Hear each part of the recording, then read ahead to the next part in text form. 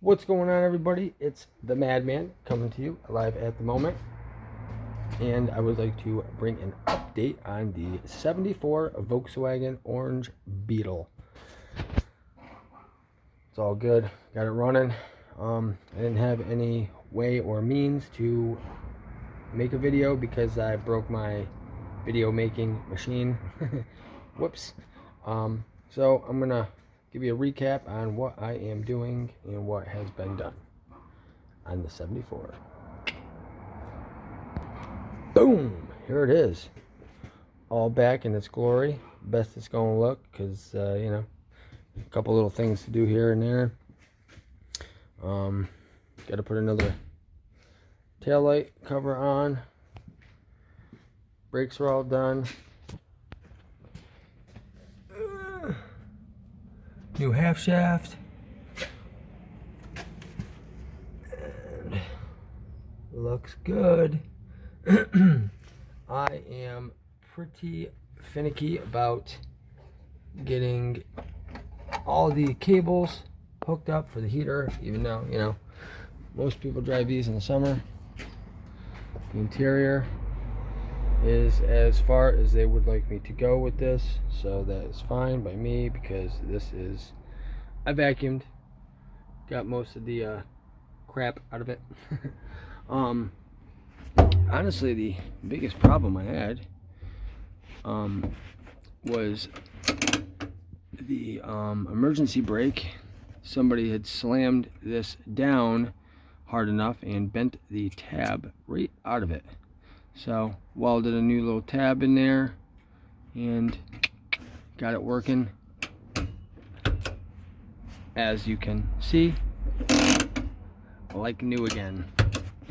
All that's really left to this is I must adjust my brakes, which I will do a little video here on the brake adjustment and what you would need.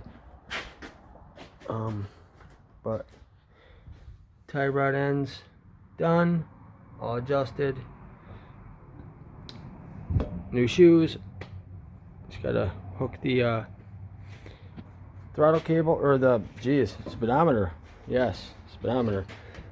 Fuel tank, beautiful. Now, what I do with these fuel lines, these ones, because usually you can't, unless you want to order them online. Usually can't get the correct bend hose. They do have some up at the store. You could use like a radiator line, believe it or not. It doesn't collapse, but what I do is I run a spring inside, a nice heavy duty spring, coil it through the hose, and that way you don't have to worry about it folding, bending, and having the pressure build up in your gas tank, which usually vapor locks your engine. I usually get some long spring like so, stretch it out so the coil is a little bit bigger, and run that through my hose. What else did we do here? I put an on-off switch somewhere in here.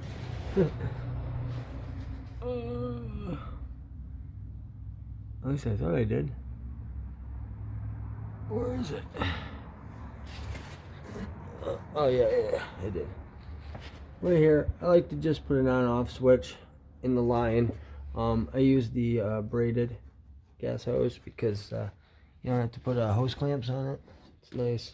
Looks like the little Chinese fingerman, little Chinese finger trap. And yeah, that's about sums that part up. I'll find that tool here somewhere. You can use like a flathead screwdriver. It's just not as convenient as the tool is, which I don't see. That's just terrible. So, what the heck? Sometimes it'd be nice if I was totally prepared for a video, but I did get busy. I have been busy. Well, I guess this is going to be the tool. it'll work the same. I usually just use this for other things, but anyway, what you want to do is down here's your adjustments. Okay, you go 2 turns on this side, 2 turns on this side, and what you want is you want a nice drag. And of course, this one is you got the emergency brake on, so won't be able to show you on that one. Duh. Oh, let me go to the front one here. Okay, so right here's an adjustment. And right here's the adjustment. Okay, like I say, a couple turns here, a couple turns here. And when you do that, you'll have a nice drag. You want a nice drag on your brake shoes. What that does is it brings up your pedal, all that wonderful stuff. So when you stop, it actually stops. Drum brakes are finicky. So after you get them in the ballpark with just a little drag, take it for a run. Make sure you're not stopping and it's pulling this way or pulling that way, which would be your left or your right. When you got that part down, little drag on the back might help your pedal come up a little bit. If not, there is a adjustment on the, this is only if you put a new master cylinder in and everything's all different. We spin around. All right, right up in here, backside of the brake pedal, which ain't nobody gonna be able to see because it's dark, but like Jesus said, let there be light. Bam, just like that. Back here, there is a bar, that bar right here. All right, unloosen that nut. This is your actual adjustment rod, but that's only if your pedal goes, down, like all the way down after your adjustment, kind of like so. All right, that's too far down.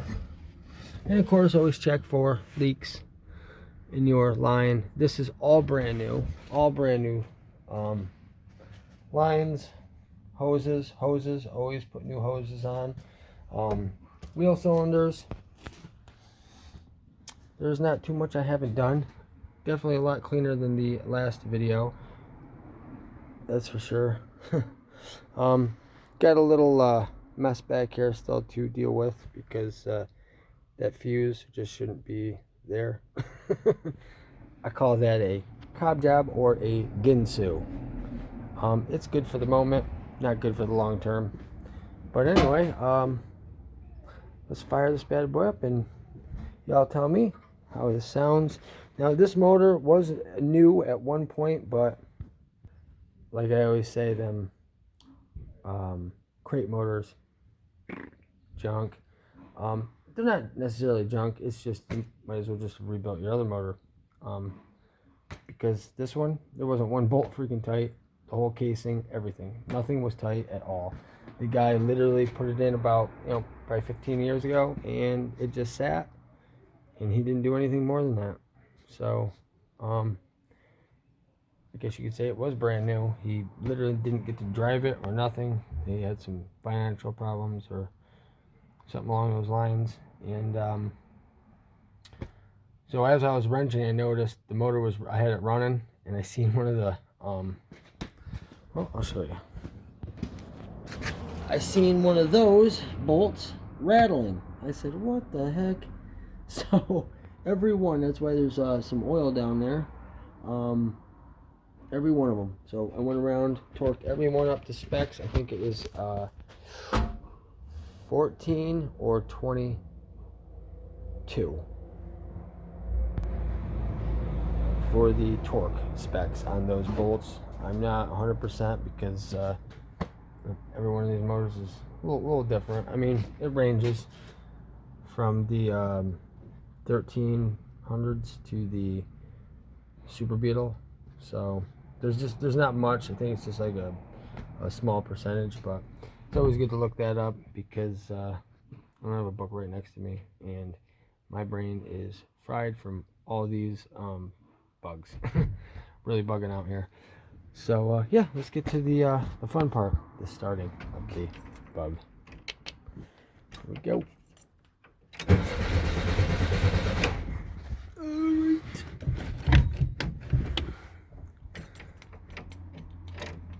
Oh, and this actually starts on the key this time.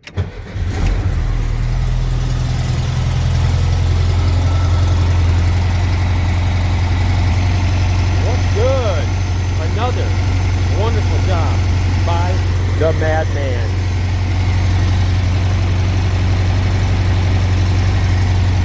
Gotta get some longer wires.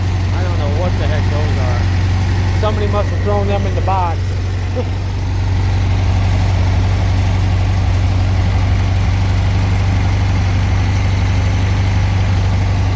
Runs like a champ. Charges good. Mwah! Beautiful.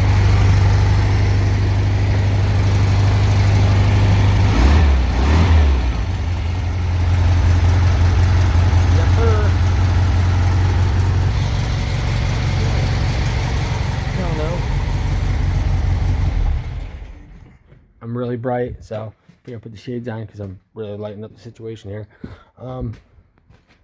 Anyway, so there is my recap for what is going on, and the next one I am going to do is going to be a Carmageddon generator.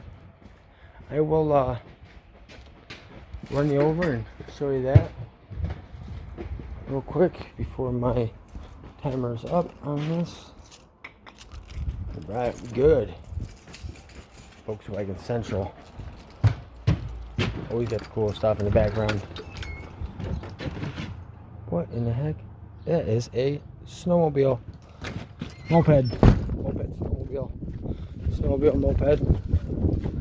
Super cool. Super sweet. This is already opened. Even sweeter. Alright. So I'm going to finish this one up with the next video.